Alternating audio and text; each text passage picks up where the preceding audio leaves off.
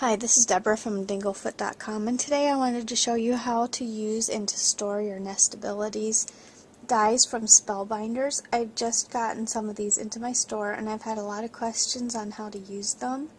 If you can see, this is the Labels 1 design, and each package has 6 dies. If you turn it over, you can see they're such nice thin dies. Let's take one off here. There's a little cutting ridge. I don't know if you can really see it on there. Maybe if I tip it this way, a little cutting blade, but it's not sharp. You can put your fingers on it. It won't cut you, so it doesn't matter if your kids get into them. It won't hurt anything. And they're flat on the other side. And thankfully, inside this package, it's going to show you how to use them on all different kinds of machines. And I've had a lot of questions about that, and yes, these are compatible with most machines. Inside, it shows you how to cut them with the original Spellbinders Wizard die cutter. It will also show you how to use it with the Big Kick by Sizzix, the original Sizzix, the Cuttlebug, the Big Shot, and the different types of Big Shot, and also the Revolution by Quick Cuts. And as luck would have it, I don't have any of those machines, so I had to kind of figure it out for myself. My machine is the Zippy Mate AccuCut, and so I had to figure out how to use it for those. But quickly, I want to show you a nice, easy way to store them. A really simple way to store these dies is to get any CD case that you have and take a piece of double-sided tape. This is tacky tape. Just lay a strip right across the top, and you're probably going to want to take a craft knife and cut out this middle part because it will stick your lid shut on your CD case. So put your double-sided tape on there, and then we got to peel off this top layer.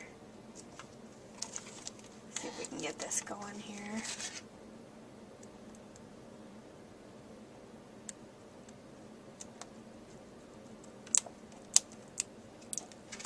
Okay, peel that off. And we're left with that nice sticky surface, so we take each of our dies and just press them onto the tape. This one here is a little large. I'll have to place it maybe...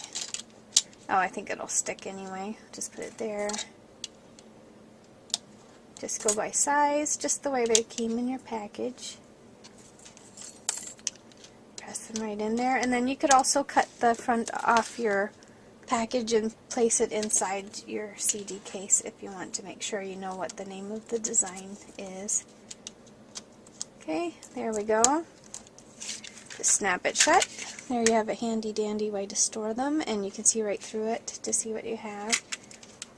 So today I'm going to take this medium-sized label die to show you how to use it. I'm going to show you how to cut this using the Zippy Mate. If you have a different machine, just follow along in the paper here. It will tell you which layers you need for your sandwich. For mine, I need my large board. Then I'm going to put my die on my paper, and the area that you put this against is the front. So this is the right side, and I'm going to actually just use removable tape and tape my little die in place because I don't want it to move. And you really can't see what it's doing when it's in your machine because we need to place this with the die down. You want your cutting edge up.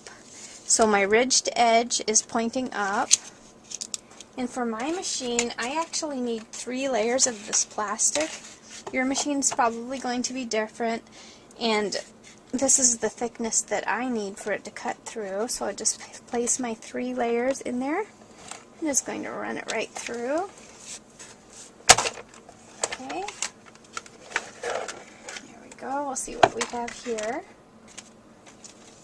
Okay. You can see that this has cut through the paper. I'm going to leave it exactly like this.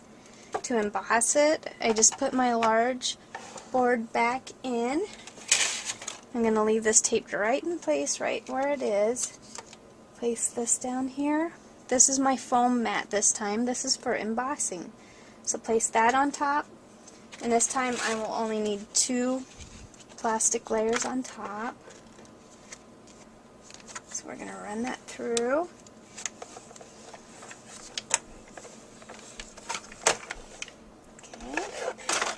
see what we have here.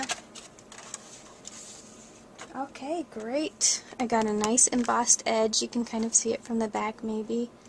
You can see a little ridge around the edge. It makes it all pretty. Now, I'm going to pop this right out. I want to keep my,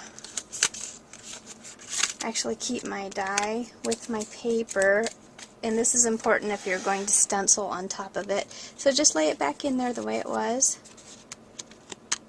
right with the ridges. We're going to turn it over. This is our front side now. So if you want to stencil a design, let's say we want to use chalk, I'm going to grab my little chalk puff holder here and say, I'm just going to grab yellow, I guess. You can use whatever medium you want if you have ink or whatever you want to use. All you do is just rub it right on top. If you just want to do the edges, that works too. Keep in mind you can also stamp these. Oops, it slipped out. You can stamp them, use them the way, just the shape. You can use them embossed, or you can do the stenciling. I'm not holding that very well, but you can see the idea there. I have yellow, and it's just something really subtle on there. So here is one that I made before, and it's right down here. I used some chalk on it, and then I placed a sticker on it and colored it in with my Sakura Souffle pen, so it has kind of a raised velvety design inside of the dragonfly there. So I hope that answers a few of your questions that you've been having about using the Spellbinders dies. They're really simple to use. There are lots of really nice shapes, and they look great on your cards and your scrapbooks. Thanks so much for watching.